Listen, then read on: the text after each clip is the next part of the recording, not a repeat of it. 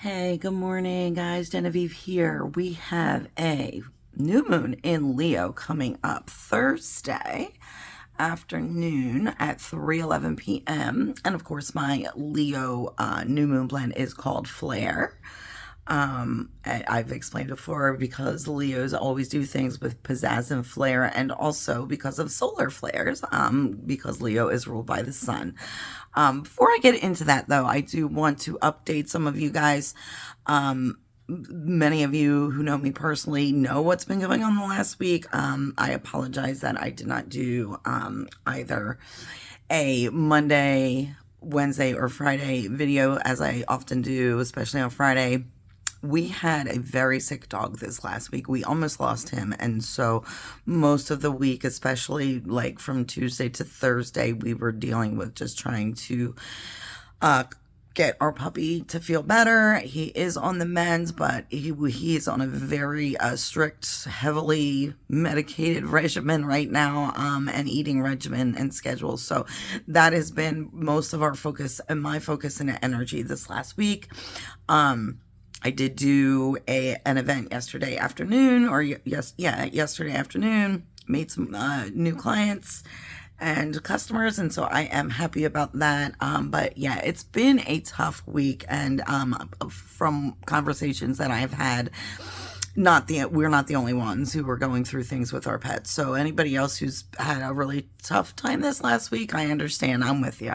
But let's get back into our upcoming new moon. So of course, as always in the comments, I share the full natal chart and the impact chart, so you can kind of see visually what it is that I'm talking about. The biggest overall, when you look at the overall big picture of this new moon is, well, reminder now, Leo is a fixed fire sign, right? So this chart, if you look at that natal chart, it looks very fixed. It doesn't look like there's a lot going on there. And in fact, there are several planets that don't have any aspects to them at all. And several signs actually that just weren't invited to the party. Like there's nothing going on in Sagittarius or Capricorn. So sorry, or maybe good on you. You're not invited to this astral party, okay? But Leo does rule the heart, valve, circulatory system, blood pressure, etc. So definitely keep an eye on that part of your body over this new moon. Pay attention to your body, listen to your body. That is associated with the sign of Leo. And so if you have a heart condition, make sure you stay on top of it. If you are feeling any pain or something new going on that you're unsure of, get it checked out right away. You don't play around when it comes to your heart, guys. So, now our aspects, heavily weighted, 15 aspects of fire signs, 9 to air, and very little, only 2 each of earth and water. So again, our earth signs and water signs might not be as impacted by this new moon, okay? Unless you have some placements, planetary placements in some of the fire and air signs.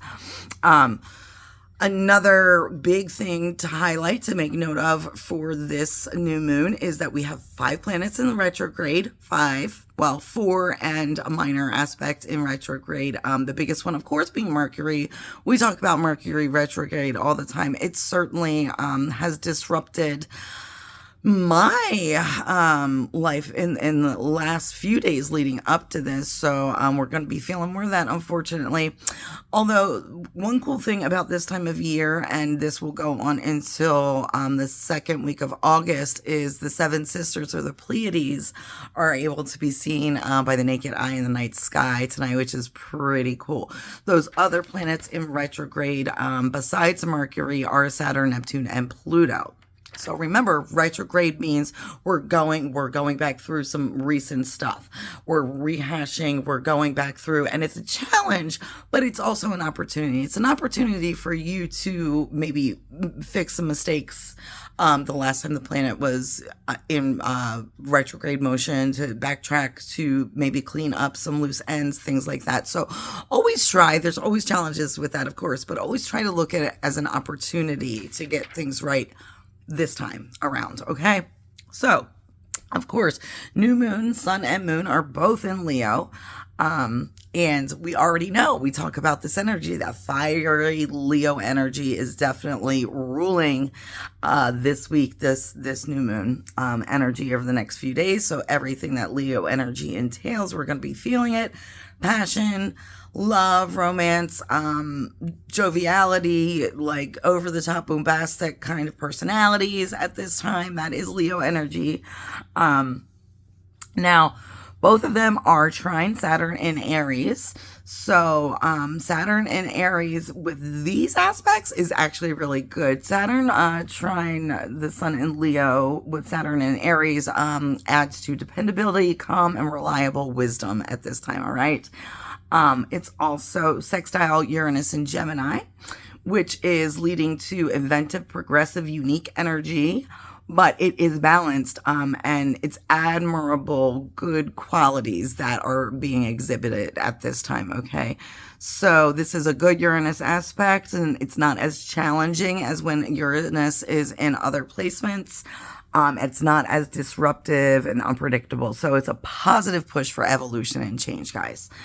There's also a trine with Neptune, Sun trine Neptune, Neptune being in Aries again.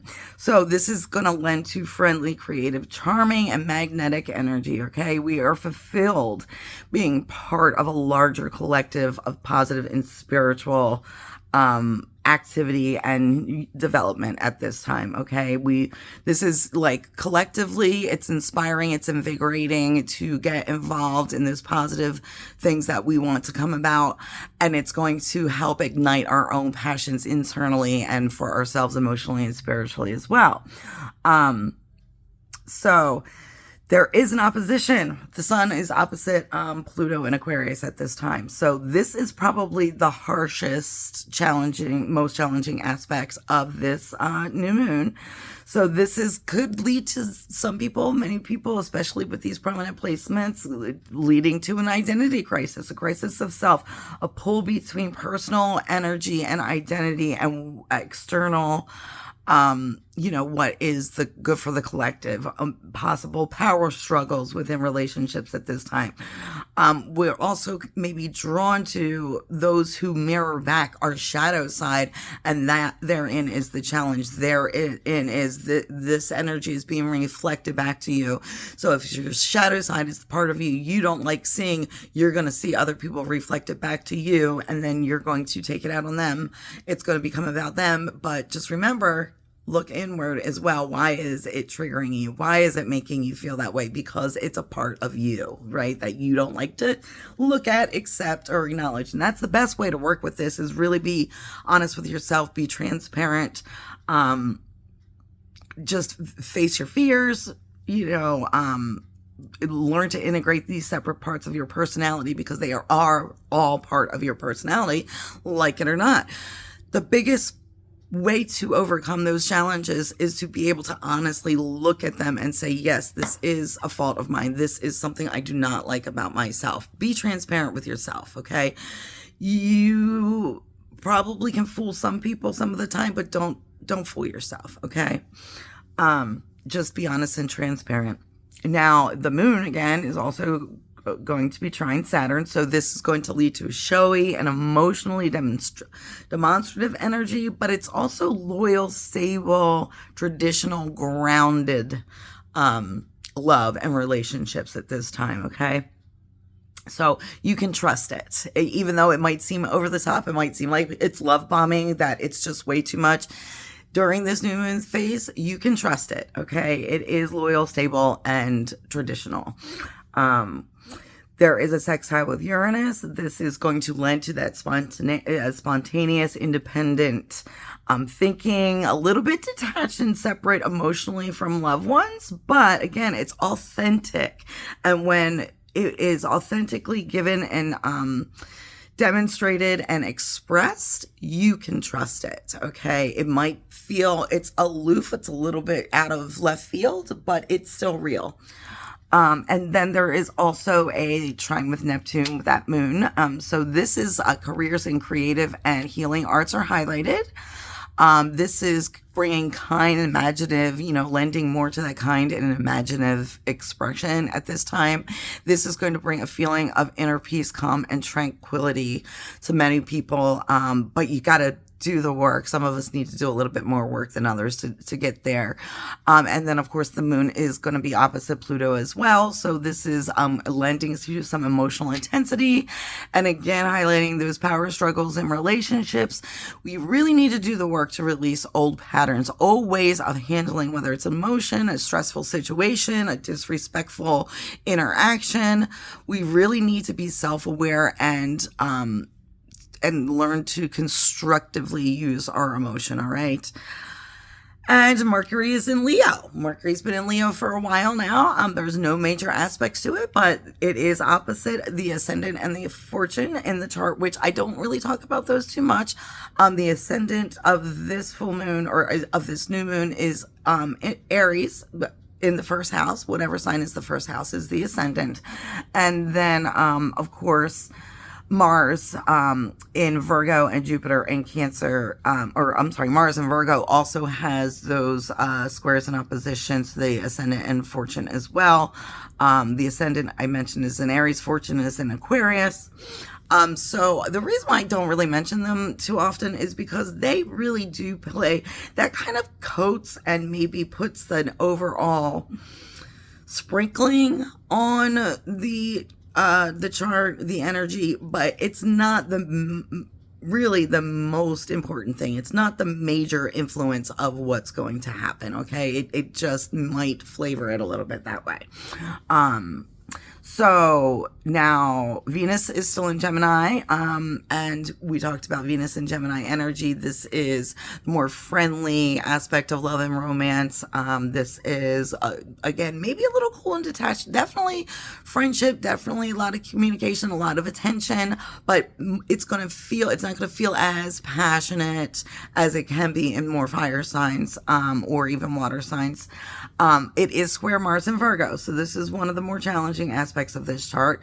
This is going to bring some emotional ups and downs. And so our strong feelings and strong expression of those feelings might clash with harmonious vibes at this time. It might disrupt the apple cart a little bit. Okay. So, so again, Mars being in Virgo, except for the squares and oppositions to the ascendant, fortune, and of course, Venus. So again, this is Mars and Venus are always button heads in one way or the other, and it's almost going to be to be expected to a certain aspect.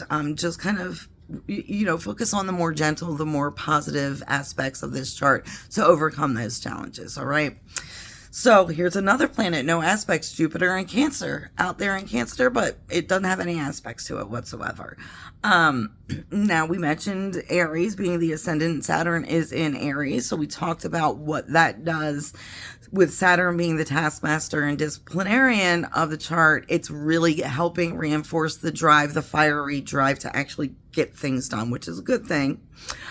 There is a trine to Saturn and Uranus. So this is going to lend to innovation, problem solving, grounded and mature progress toward our futuristic goals. Okay. Yes, we have futuristic, unbelievable, no, there's no way in a million years that's ever going to happen. It's a pipe dream. It's fantasy. It's sci-fi. No, it's really happening. But we are doing it in a grounded, immature way, not just for shits and giggles. Okay. There is a conjunction with Neptune. So this is going to bring a balance of imagination and structure. And again, this is one of these things where, depending on the prominence of either Saturn or Neptune in your personal chart, which one is going to, the energy going to be strongest? Is it going to be either a little bit more challenging to put our dreams into actionable, tangible results? Or are you going to feel overwhelmed and struggle with clarity? So the best way to deal with this kind of phasey Neptunian energy, Saturnian and Neptunian energy, is to really reinforce your boundaries at this time and keep practicing for best results. Just keep practicing until perfect. Practice until perfection. Now, again, I've mentioned before, nothing is perfect, but we still striving toward to make the most possible best outcome that is the goal, right? We can always improve a little bit. And then there is a sextile to Saturn and Pluto. So this is going to highlight our ambitions, and follow through at this time are being supported, again, through ethical leadership, responsibility, maturity. So really, like, this is the time, like, what you have, what you want to accomplish is attainable. Again, this is rigid, fixed Leo energy at the most part. So rigid, fixed, fiery Leo energy, which means, yeah, no, like, put nose to the grindstone time. Let's get it done. Okay. Uranus is in Gemini. We talked about that and moved into Gemini a couple of weeks ago.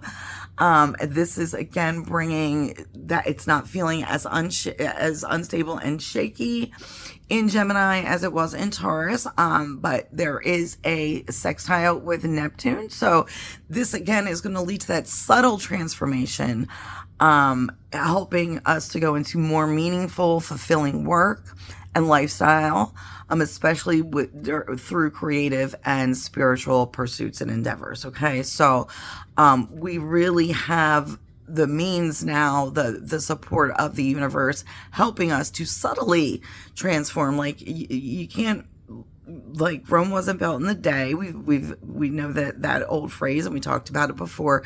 And so change, like, for it to be lasting and good and positive, it needs to be a little bit more slower and a little bit more subtle. And Uranus and Gemini with that sextile of Neptune is helping us do that. All right. There's also the trine with Pluto. Uranus is trine Pluto in Aquarius. So this is going to lend extra support for necessary, bold transformation.